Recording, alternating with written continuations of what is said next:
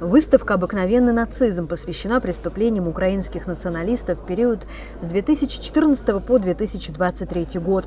Как рассказала председатель Совета представительства Российского исторического общества в Абхазии Милана Бжания, экспозиция отражает не только пути развития украинского нацизма, но и освещает роль военнослужащих России в освобождении Новороссии и восстановлении мирной жизни в регионах, пострадавших в ходе боевых действий. По словам Миланы Бжания, для Абхазии выставка актуальна в первую очередь тем, что с 2014 года абхазские добровольцы принимают участие в военных действиях на Украине.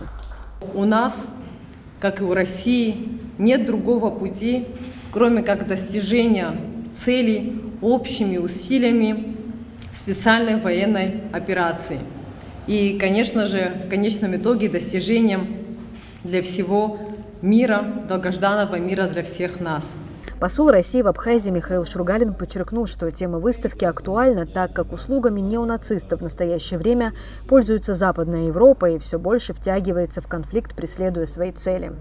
Западная Европа, которая в последние месяцы стала все больше и больше перетягивать на себя одеяло в конфронтации с нашей страной, не просто так пользуются услугами неонацистов. Их задача сломить и переделать то мироустройство, которое существует в Европе. Речь идет не только о том, чтобы оторвать украинский народ и Украину от России. Речь идет о том, чтобы создать себе еще одну колонию, которую потом можно доить и эксплуатировать. По словам Олега Юрченко, не стоит путать понятие нацизм с национализмом. По его мнению, национализм – явление положительное, но отделяет его от нацизма тонкая грань, которую нельзя переходить, иначе от любви к родине есть риск перейти к ненависти своих соседей. Я очень благодарен организаторам за эту выставку. Это повод нам всем, особенно мудрецам, которые присутствуют здесь, задуматься, как вот этот красивый цветок национализма, когда люди думают о своей родине, о своей культуре, о своем языке, не превратился в нацизм. И я сравниваю нацизм с раковой опухолью.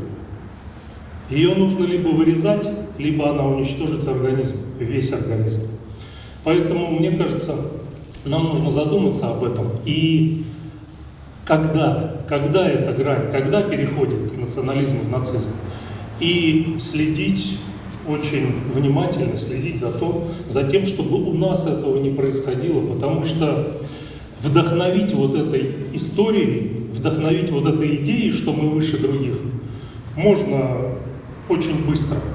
Отчаянные головы, не реализовавшиеся в общественной жизни, в работе, в профессиональном каком-то труде. И все, они пойдут за этой идеей, что мы выше, ну и так далее. Поэтому от лица Координационного совета русских общин призываю нам всем внимательно за этим смотреть, следить. Выставка будет открыта до 22 марта. Она включает фотографии и другие иллюстрированные материалы, которые помогут сформировать у аудитории отрицательное отношение к неонацистской идеологии. Марьяна Котова, Торник Амичба, Абаза ТВ.